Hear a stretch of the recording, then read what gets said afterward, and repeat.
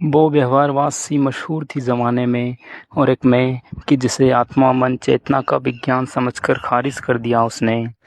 मुझे पता है उसकी ज़िंदगी का जेवी वॉटसन नहीं बन पाऊंगा मैं, मगर फिर भी इस उम्मीद में कि वो थॉर्नडाइक का गौण नियम ही मान ले मुझको, मैं निभाता रहा रिश्ता प्रयास त्रुटि के सिद्धांत की तरह, खुद के मनोविज्ञान में खोया रहा एकांत की तरह।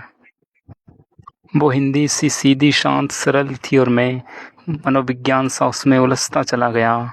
मैं चाहता था कि पावलाव सा अनुबंधन हो जाए उसे मेरा, मगर उसमें तत्परता का नियम था ही नहीं।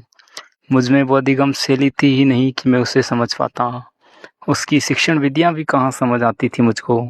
उसको समझाने में मैं आगमन निगमन न हो सका। मैं वो विशिष्ट बालक जिसका कभी अधिगम न हो सका। वो मनोविश्लेषण वार सी थी, मगर मेरे अचेतन मन को कभी ना समझ पाई। बहुत से उद्दीपक आ गए उसकी ज़िंदगी में जो उसको अभिप्रेरित करते थे। इसी बीच में सुकरात का अवैज्ञानिक नियम बनकर रह गया, और फिर मैंने ही हार मान ली एक दिन। और अपनी आंखों को आंसुओं से सागर नहीं कर सकता। मैं वो नवजात शिशु जो अपने संवेगों को बोलकर उजागर नहीं कर सकता। सावन की तरह हसीन थी और मैं जिसे मासिन राम की तरह तरबतर बारिश कर दिया गया।